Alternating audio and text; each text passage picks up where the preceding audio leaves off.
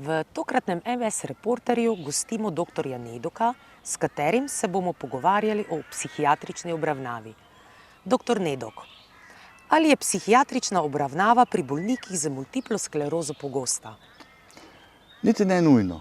Glejte, bolniki z multiplo sklerozo so pravzaprav za razliko od splošne populacije pač ljudje, ki imajo neko dodano vrednost, če tako rečemo, ljudje, ki imajo neko osnovno bolezen, ki je kronična, ki je seveda razlog za to, da imajo mogoče nekoliko pogosteje frustracije s tem, skrbi s tem, ki jim lahko povzročajo neke situacije, ki znajo voditi v duševne težave, ni pa seveda nujno, da dejansko v končni fazi pripeljejo do tja. V splošni populaciji so duševne težave 30% prisotne v povprečju.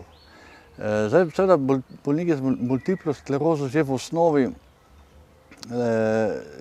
skrbijo za to, da se osnovna bolezen oskrbi, da nimajo s tem dolgoročnih težav. In seveda nacepljeno na to in v skladu s tem bi se mogoče na prvi pogled lahko reklo, da so duševne težave pogostejše, ampak dejansko veliko ljudi s multiplo sklerozo nikoli ne poišče pomoči zaradi duševnih težav.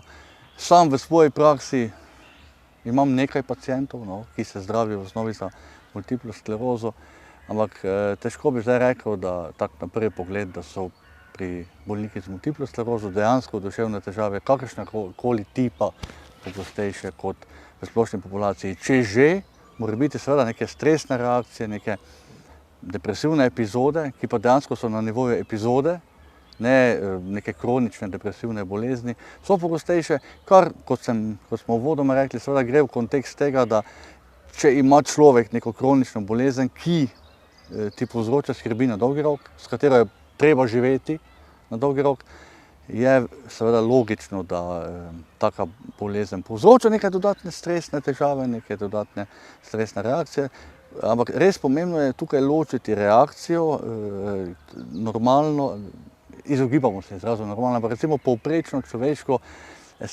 reakcijo na tak stresni dogodek, na tako stresno situacijo, od neke bolezni, psihiatrična pa duševna, če hočete, ki je pa seveda razlog za to, da potem človek poišče pomoč. Najlepša hvala.